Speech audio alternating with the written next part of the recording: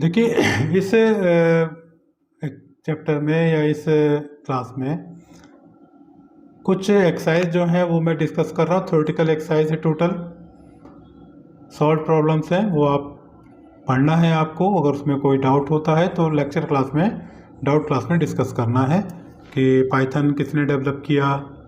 Solution simple सी बात है, object Python is object oriented programming.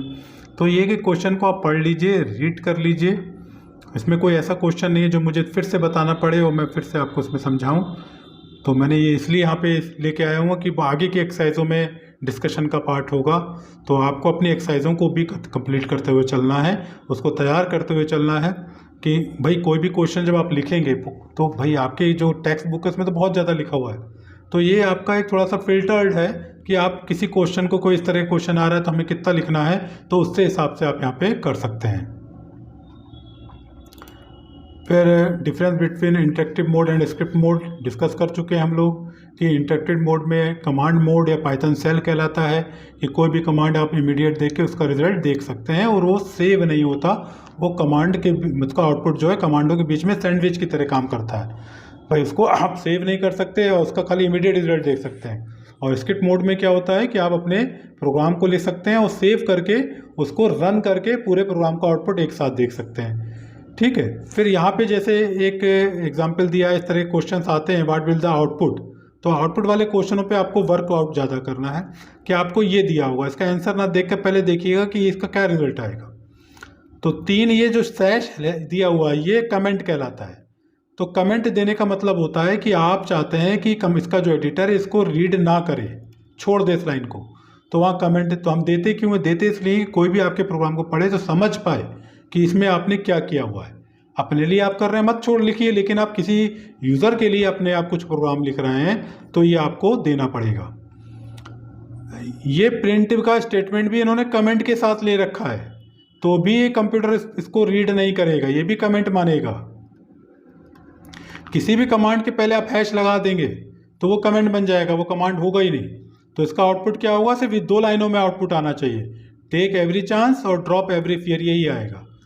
तो अब यहाँ पे देखिए पहले वाले आउटपुट में दिखा है this is a simple program to output, तो ये तो कमेंट है, ये तो नहीं आना चाहिए प्रिंट में, तो ये नहीं आएगा, ये एरर है। इसमें सच एज भी दिया हुआ है, प्रिंट के साथ तो दिया है लेकिन हैश लगा है, तो ये भी नहीं होगा। इसमें से 2 लाइनें का आउटपुट हो रहा है, तो ये सही है। तो आपका सही आंसर क्या है, सी। ठीक है, कैसे आया वो मैंने बताया। इसी तरह से एक क्वेश्चन दिया हुआ है, कौन सा वैलिड आपका स्ट्रिंग है। मैं डिस्कस कर चुका हूँ कि हम डबल इन्वर्ट कॉमा एक साथ ले सकते हैं, कोई भी सिंगल इन्वर्ट कॉमा ले सकते हैं, ट्रिपल ले सकते हैं, ट्रिपल सिंगल है, ट्रिपल डबल। तो यहाँ पे देख रहे हैं दोनों डबल हैं, सही है, दोनों सिंगल हैं, ये भी सही है। एक डबल एक सिंगल ये नहीं हो सकता, या तो दोनों डबल या दोनों सिंगल, एक डबल एक सिंगल, एक सिंगल डबल नहीं हो सकता, तो ये सिंटेक्स एरर है। ये भी नहीं हो सकता और ब्रैकेट का यूज़ नहीं होता। कोई भी स्ट्रिंग हमेशा इन्वर्ट कॉमा में ही बंद होगा, और इन्वर्ट कॉमा चाहे डबल हो, चाहे सिंगल हो, चाहे ट्रिपल हो, ब्रैकेट में बंद नहीं होगा हेलो करके। ठीक है, कोई बड़े ब्रैकेट में बंद नहीं होगा, इसे किसी में नहीं होगा। तो ये भी गलत है। तो सही कौन कौन से, ए और बी। तो C D E are not valid, ये इस तरह से होगा। ठीक है, तो ये एक्सरसाइज आपकी यहाँ पर ख़त्म होती है और ये चैप्टर भी ख़त्म होता है। आपको करना क्या है, पूरा चैप्टर लगभग थ्योरेटिकल है और हमें कैसे अपने प्रोग्राम को किस एडिटर पर चलाना है वो बताया गया है। तो ये बहुत जल्दी ख़त्म हो जाएगा और उसके क्वेश्चंस तैयार करना, देखिए एग्ज़ाम पॉइंट ऑफ व्यू से तो आपको तैयार करना होगा, आपको टाइम देना पड़ेगा, थोड़ा सा याद भी करना पड़ेगा जिससे हम लिख पाएँ। तो प्रिपरेशन के लिए मैं आपको बताऊंगा अगले क्लासेस में, एक स्पेशल क्लासेस में।